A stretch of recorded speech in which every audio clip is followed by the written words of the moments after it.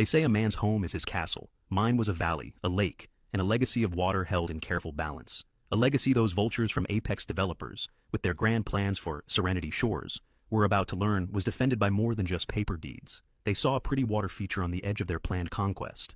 I saw the heart of my family, a responsibility passed down through 3 generations, and I wasn't about to let their insatiable greed poison what was sacred.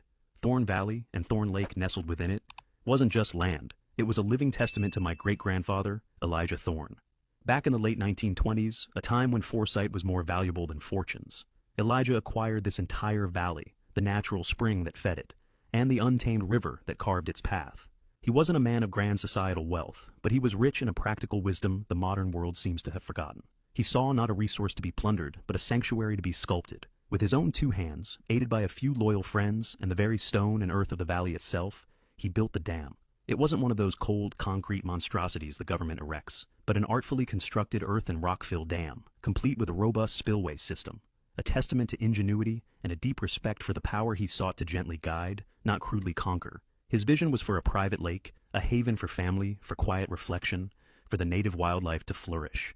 And flourish it did. My grandfather inherited that vision, meticulously maintaining the dam, learning its whispers and warnings. He taught my father, and my father, in turn, passed that sacred duty, that profound connection, to me. The deeds to Thorn Valley, to the lakebed itself, the dam, and the meticulously documented water rights, registered with every relevant state and county authority long before most of their sprawling zoning laws were even conceived, were ironclad. The exclusive right to manage the water levels of Thorn Lake, up to a clearly defined high water mark, was unequivocally, indisputably mine. For decades, the Thorn family had been the quiet custodians of this jewel, keeping the water high enough for summer recreation and ecological vibrancy, a little lower in winter to embrace the snowmelt and heavy rains, always ensuring the dam's integrity. It was more than property. It was a covenant with the land, a part of my very soul, woven into the fabric of my earliest memories. Learning to swim in its cool embrace, to fish from its reedy banks, to identify the calls of the birds that nested in the ancient oaks guarding its shores. The first tremor in this tranquil existence came subtly, like the almost imperceptible shift in the earth before a quake. Unfamiliar surveyors, armed with flashy equipment that seemed alien in our untouched woodland buffer on the eastern edge of the lake.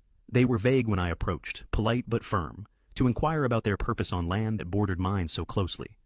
Residential project, one of them mumbled, avoiding eye contact before they hastily packed up, mentioning a name that would soon become a dark cloud on my horizon. Apex Developers, and their new venture, Serenity Shores. Soon the vultures began to circle in earnest. Glossy brochures started appearing in local stores, slick with false promises of luxury lakeside living at Serenity Shores. Lakeside, my lake,